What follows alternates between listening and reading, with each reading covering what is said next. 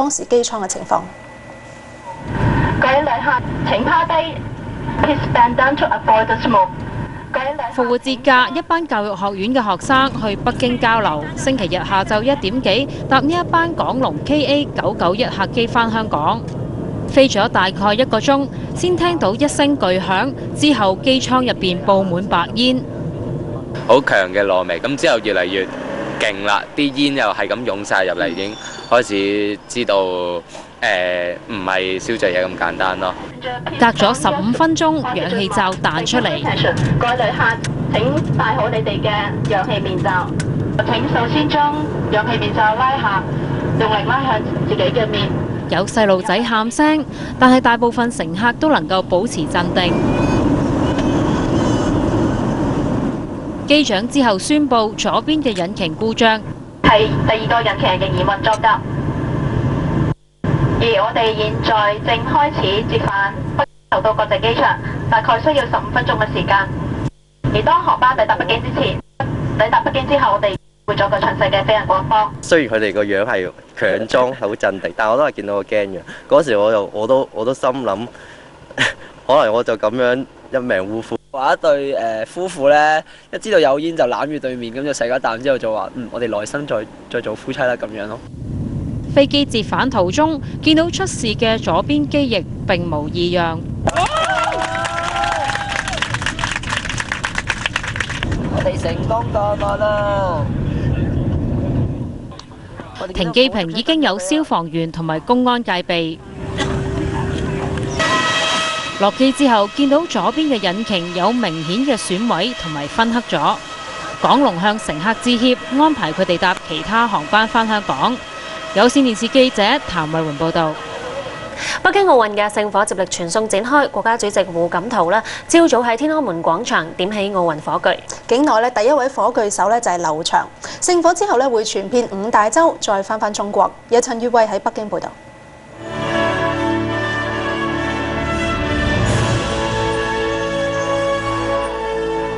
國家主席胡錦濤喺北京奧組委主席劉奇手上接過火炬。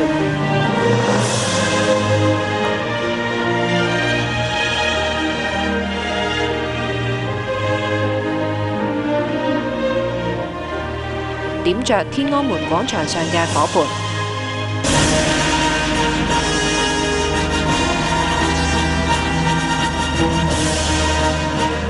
我宣布，北京2008年奧運會火炬接力開始。奧運800米欄冠軍劉翔成為境內第一位火炬手。佢高舉長雲火炬，啟動聖火傳遞。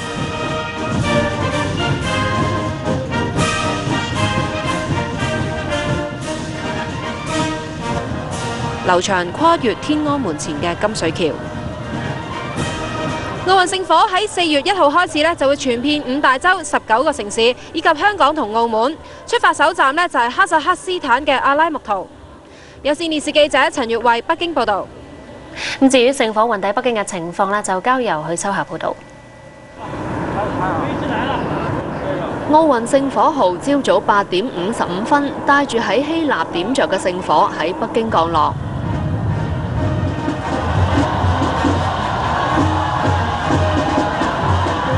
北京奧組委主席劉奇拎住仿照宮燈設計嘅火種燈步出機艙。大約100個學生喺跑道不斷揮舞國旗。中央政治局常委周永康同劉奇舉起聖火。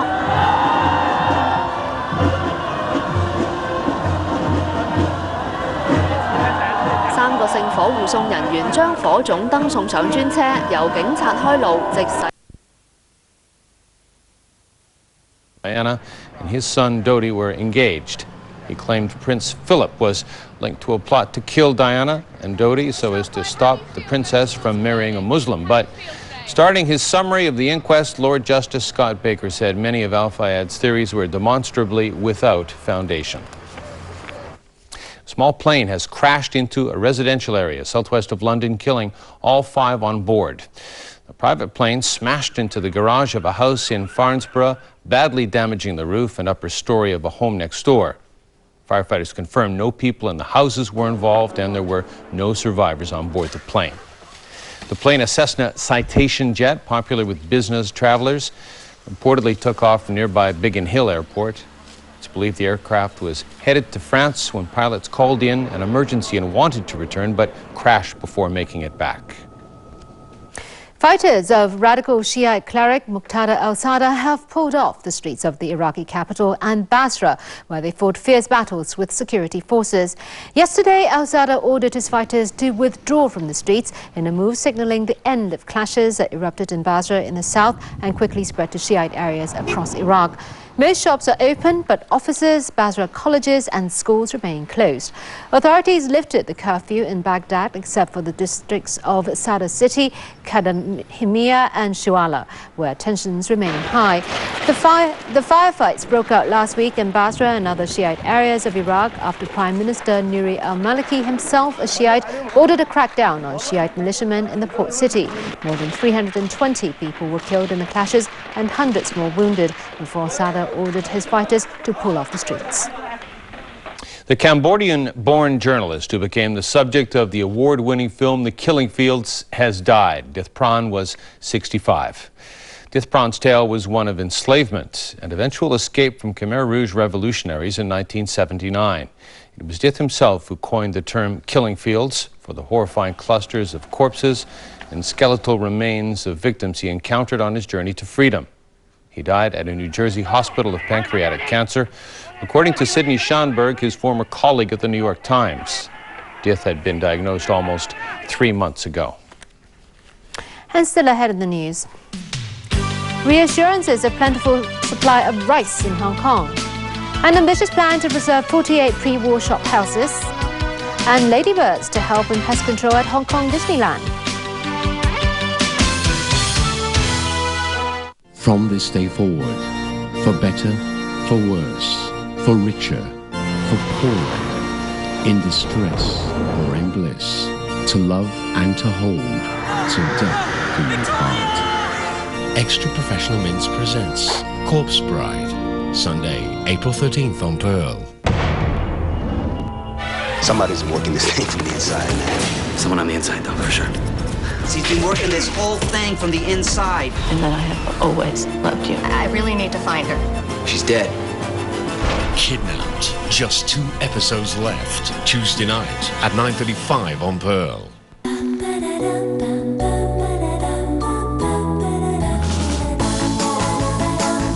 Dream of Pink, the new limited edition from Lacoste. Exceptional experiences every time. Intercontinental Shenzhen. Victoria Beckham. Is she simply too posh for her own good? Famous designer Vera Wang dresses Wilhelmina an unlikely bride-to-be. All this and more in the latest issue of Ugly Betty.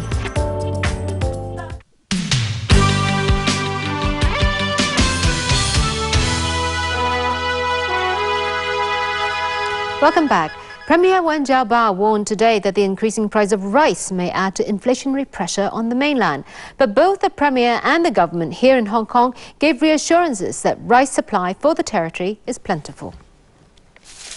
The price of rice shot up by 30% around the world in recent days. The Hong Kong government said this is due to poor harvest in some rice-producing countries, plus changes in currency exchange rates. In